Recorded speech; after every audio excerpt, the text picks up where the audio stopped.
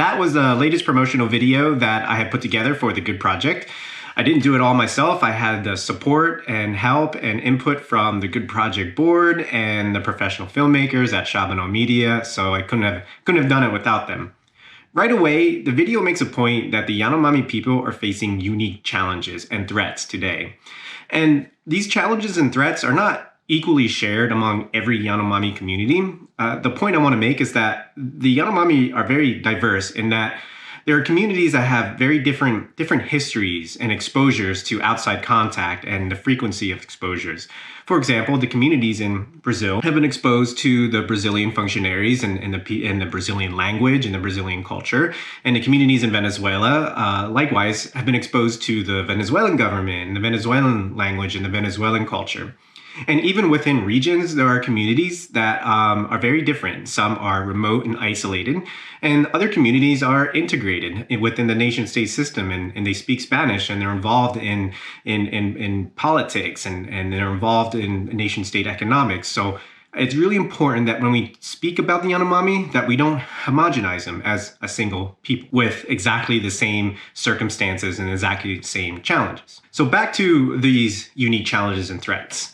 Many of them are very explicit and very immediate, like the invasion of the illegal gold miners and their violent clashes with the Yanomami people, the spread of diseases like measles and the introduction of COVID-19, the pollution of their environment. So these are very real, immediate threats. There are other challenges that don't have that same sense of immediate emergency, but they're still just as important. These include advancing self-representation and self-determination within the political arena, intercultural and bilingual education and training, building cultural resilience, redefining indigeneity and the Yanomami identity in the 21st century, the use of innovative technologies to help promote community development, the documentation and preservation of their ancient knowledge and wisdom, and the protection and the preservation of their microbial diversity, and understanding the Yanomami human microbiome and its link to their health and well-being. And the Good Project recognizes all of these areas, and to begin to approach such diverse challenges, you really need a diverse team. And that's what I love about being part of the Good Project. We are an intercultural and multidisciplinary team that comes together to share expert knowledge and resources to achieve a common goal. Yes, I am one of the original founders, but I am really just one person of a huge international team. And I'm talking about anthropologists, biologists, medical physicians, nurses, other kinds of volunteers, guides, students, interns, corporate sponsors, public health personnel, military staff, and donors like you. And most importantly, in my opinion, the Yanomami people. They are just as much as part of the Good Project team as anyone else. And that's what I love about this scene, this picture. It just embodies all of that. You have this Yanomami American from the suburbs of Pennsylvania. You have this Venezuelan anthropologist from the capital city. You have this Yanomami school teacher and administrator, another Yanomami shaman who's also trained as a medic. And then, of course, let's not forget about my mom. There she is in the group photo.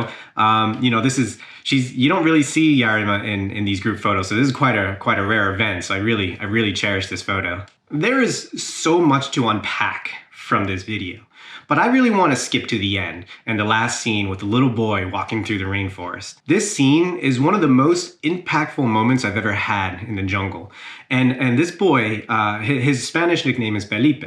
And that's what we call him in the village. I also call him Ihiru. And Ihiru in Yanomami means son. I am like a father to him. And when I am down there, he follows me everywhere. He's attached to the hip. He's so curious and he's so playful and he's so fun to be around.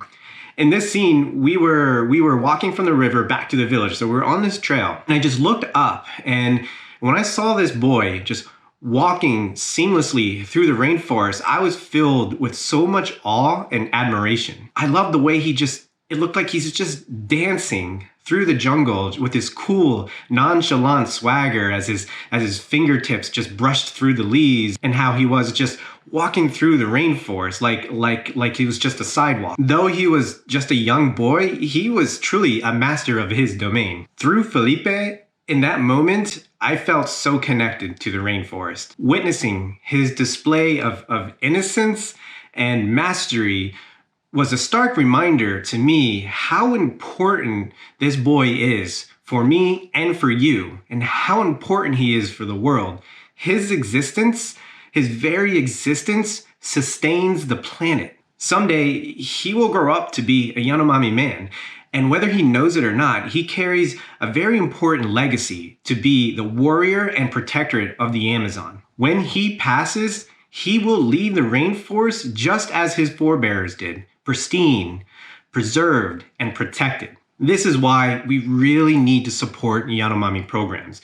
And when we look at the communities that are closer downriver, communities that live at the intersection, at the interface between the world that I grew up in, the Western world, and the world that Felipe grew up in, this sort of traditional ancestral way of life in Yanomami society, such as those around the Mavaka area, really are at the front lines of making sure that diseases don't spread further into the Yanomami territory and reach Felipe's community. They are heavily involved in the participation of negotiating economic and political policies that affect their way of life.